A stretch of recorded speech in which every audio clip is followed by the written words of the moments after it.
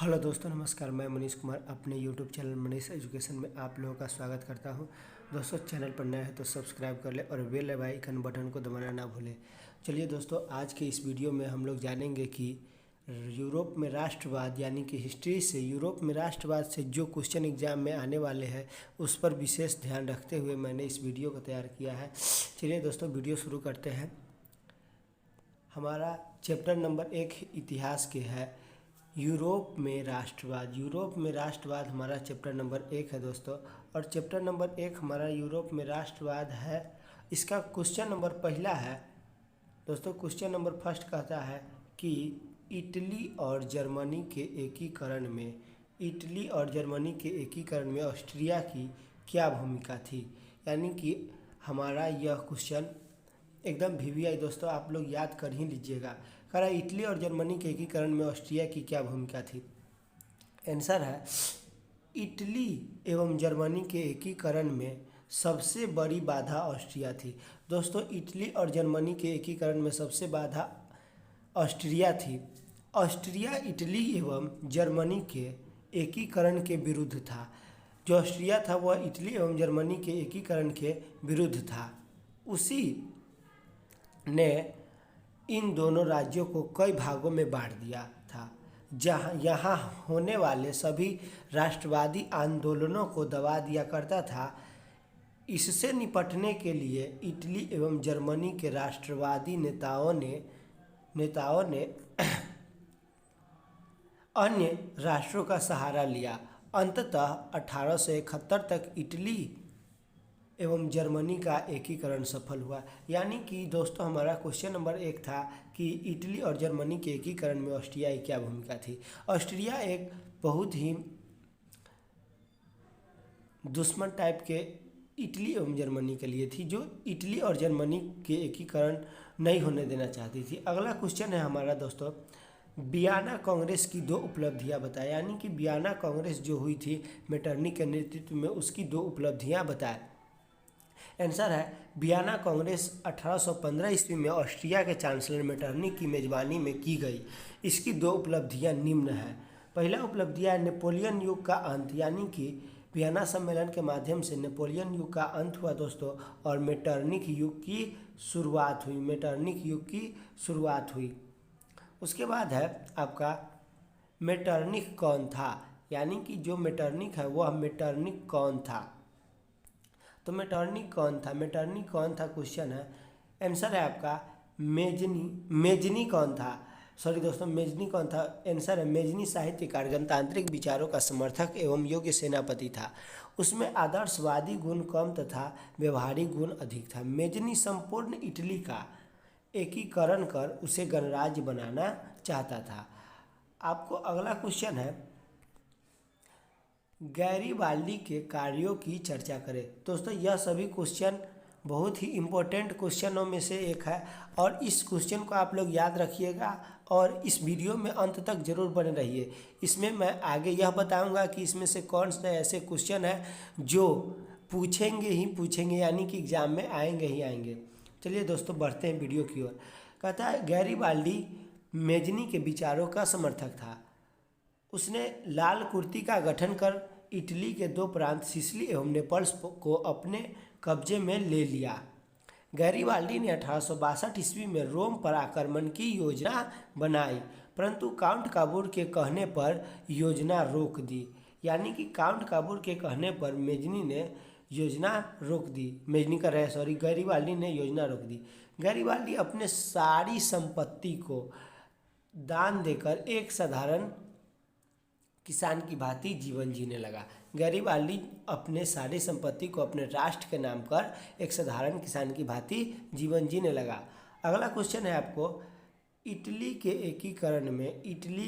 एकीकरण में मेजनी, काबूर और गैरीबाल्डी के योगदान को बताएं। तो आपका आंसर है दोस्तों, यह 5 नंबरी क्वेश्चन है, इसे बढ़िया से लिखना होता है, गौर से देखिएगा। इटली में 19वीं शताब्दी के आरंभ में कई स्वतंत्र राज्य हुआ करता था। इस इटली के एकीकरण में भौगोलिक समस्याएं के साथ साथ कई समस्याएं भी थी। आयकर आय इटली तथा एकीकरण में इटली के एकीकरण में मेजनी काबूर तथा गैरिबाल्डी के योगदान निम्न प्रकार है। अब एक एक करके सबका योगदान लिखा गया है। कह रहा है मेजनी का पहले योगदान की बात करें तो मेजनी साहित्यकार, गणतांत्रिक विचारों का समर्थक एवं योग्य सेनापति था।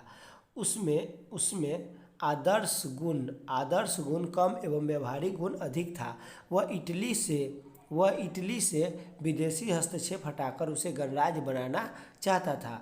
अगला क्वेश्चन है आपको, अगला आदमी की बात करें तो इसमें आता है काबूर एक सफल राजनीतिज्ञ था। वह इटली के एकीकरण में सबसे बड़ी बाधा ऑस्ट्रिया को मानता था। उसने ऑस्ट्रिया को हराने के लिए फ्रांस से हाथ मिला लिया। काबूर 1861 तक रोम के छोड़कर सभी राज्यों का एकीकरण कर लिया, यानी कि रोम को छोड़कर सभी राज्यों का एकीकरण कर लिया। 1862 ईस्वी में काबूर की मृत्यु हो गई। गैरिबाल्डी मेजनी एवं के विचारों, अगला गैरिबाल्डी की बात हो रही है दोस्तों, गौर से देखिएगा। गैरिबाल्डी मेजनी के विचारों का समर्थक था। वह लाल कुर्ती का गठन कर इटली के 2 प्रांत सिसिली एवं नेपल्स को जीत लिया। 1862 ईस्वी में गैरिबाल्डी ने रोम पर आक्रमण की योजना बनाई, परंतु काउंट काबूर के कहने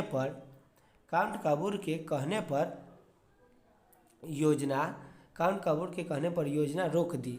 अंत में गैरिबाल्डी अपनी सारी संपत्ति राष्ट्र को समर्पित कर एक साधारण किसान की भांति जीवन जीने लगा। दोस्तों, इस प्रकार हम कह सकते हैं कि मेजनी, काबूर तथा गैरिबाल्डी जैसे राष्ट्रवादी नेताओं के कारण ही 1871 की इटली का एकीकरण संभव हुआ। अगला आपका क्वेश्चन है, इटली के एकीकरण में बिस्मार्क की क्या भूमिका थी। आपका यह भी एकदम वीवीआई क्वेश्चन है दोस्तों, एकदम इम्पोर्टेंट क्वेश्चन। चलिए बात करते हैं क्वेश्चन की। कहते हैं प्रसा का जो शासक था विलियम प्रथम, वह जानता था कि जर्मनी का एकीकरण सिर्फ प्रसा के नेतृत्व में हो सकता है, यानी कि मेरे नेतृत्व में हो सकता है। इसलिए उसने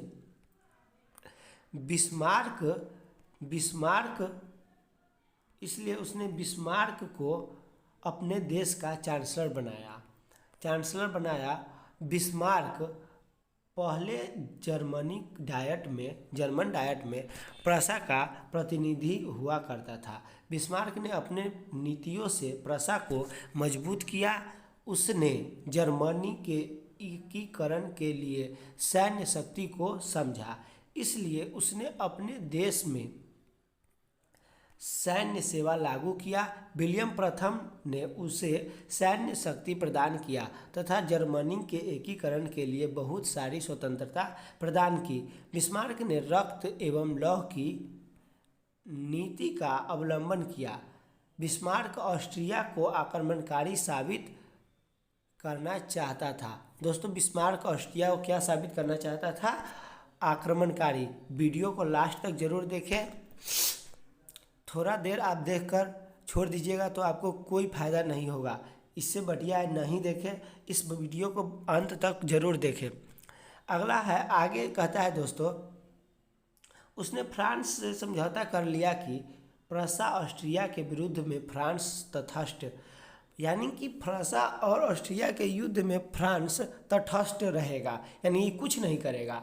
बिस्मार्क ने ऑस्ट्रिया पर आक्रमण के लिए इटली को उसने बना लिया। ऑस्ट्रिया ने प्रसा के खिलाफ 1866 में सेडोवा युद्ध की घोषणा की। सेडोवा युद्ध की घोषणा कब की? 1866 में।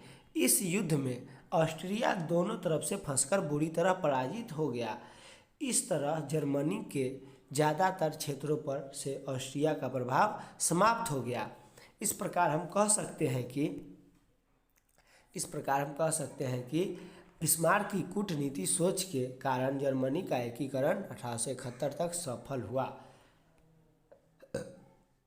चलिए दोस्तों आगे बढ़ते हैं। अगला आपका क्वेश्चन है, राष्ट्रवाद के उदय के कारण एवं परिणाम की चर्चा करें। दोस्तों, यह आपका वीवीआई इम्पोर्टेंट क्वेश्चन में से एक है। राष्ट्रवाद के उदय के कारणों एवं परिणाम की चर्चा करें। चलिए, राष्ट्रवाद एक ऐसी भावना है जो संपूर्ण देशवासियों के एकता के सूत्र में बांधती है। दोस्तों, जिस प्रकार से हम आपको बता रहे हैं एग्जाम में, जस्ट इसी प्रकार से आपको आंसर लिखना है, जिससे आपको ज़्यादा से ज़्यादा मार्क्स एग्जामिनर दे सके। आगे आपको कहता है, इसका बीजारोपण पुनर्जागरण काल से ही हो चुका था, परंतु 1817 और 1889 की फ्रांसीसी क्रांति से यह उन्नत रूप से प्रकट हुआ। अगला कहता है, यूरोप में राष्ट्रवाद को फैलाने में फ्रांस की राज्य क्रांति तथा नेपोलियन बोनापार्ट की आक्रमणों ने महत्वपूर्ण भूमिका निभाई। आगे आपको कहता है कि नेपोलियन के संदेश पहुंचा। राष्ट्रवाद के कारण ही नेपोलियन बोनापार्ट ने इटली एवं जर्मनी के राज्यों को भौगोलिक नाम की परिधि से बाहर निकाल उसे वास्तविक एवं राजनीतिक रूपरेखा प्रदान की। अगला आपका क्वेश्चन है, यूरोप में राष्ट्रवाद की भावना से संपूर्ण विश्व में राष्ट्रवाद की भावना जागृत हुई। अफ्रीका तथा एशिया में भी लोगों में विदेशी उपनिवेश से मुक्ति के लिए इसकी भावना जगी। भारत में भी इसका प्रभाव 1857 की क्रांति से दिखाई देने लगा। आगे कहता है, इस प्रकार हम कह सकते हैं कि यूरोप में जर्मनी राष्ट्रीयता की भावना ने पहले यूरोप तथा बाद में संपूर्ण विश्व को प्रभावित किया। दोस्तों, अगला क्वेश्चन आपको है, अगला एवं लास्ट क्वेश्चन है कि यूनानी स्वतंत्रता आंदोलन का संक्षिप्त विवरण दे। यूनानी स्वतंत्रता आंदोलन क्या था, कब हुआ, कैसे हुआ, उसका संक्षिप्त विवरण आपको देना है। तो दोस्तों चलिए हम अब इस क्वेश्चन को भी डील करते हैं।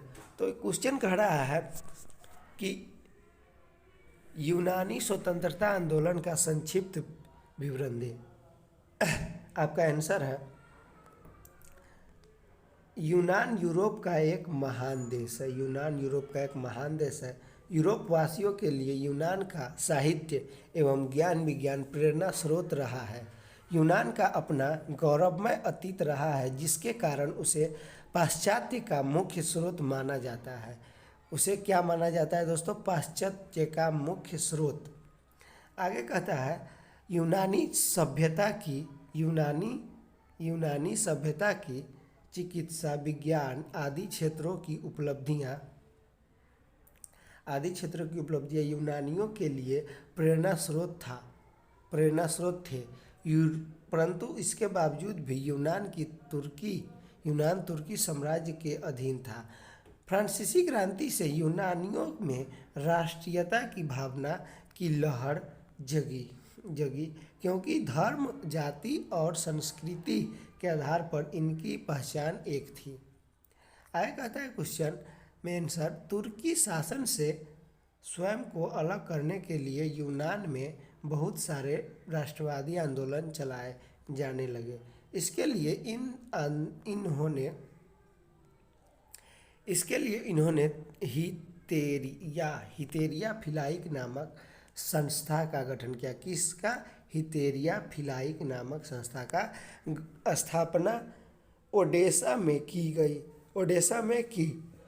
इसका उद्देश्य यूनान को स्वतंत्र बनाना तथा यूनान साहित्य एवं ज्ञान विज्ञान का प्रेरणा स्रोत होने के कारण सभी यूरोपवासी सरकार की तटस्थता के बावजूद यूनानी स्वतंत्रता के लिए उद्धत थे। आगे आपको कहता है दोस्तों कि यूनानी स्वतंत्रता के लिए इंग्लैंड, फ्रांस तथा रूस के सरकार तथा सेनाएं एवं नागरिकों ने तुर्की के खिलाफ युद्ध की घोषणा की कि तुर्की के समर्थन में सिर्फ मिस्र था।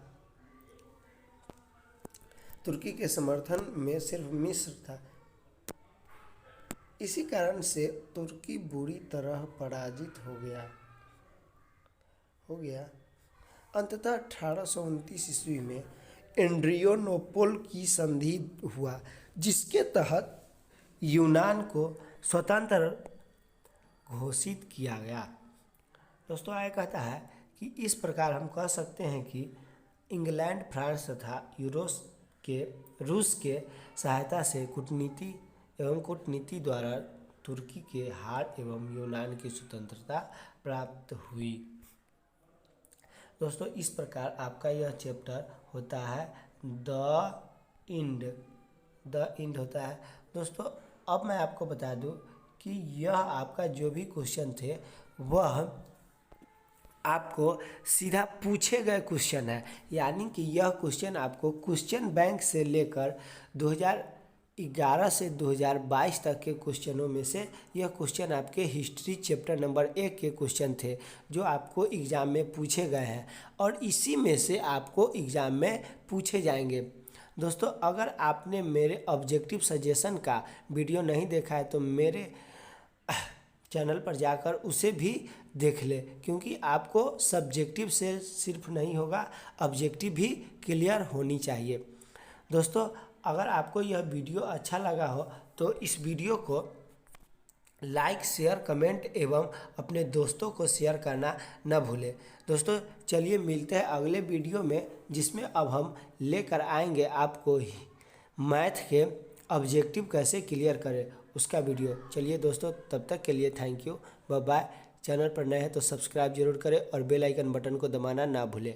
अपने दोस्तों को भी ज़रूर शेयर करें, जिससे आप और अपने दोस्त दोनों एग्ज़ाम में अच्छे से अच्छे नंबर ला सके।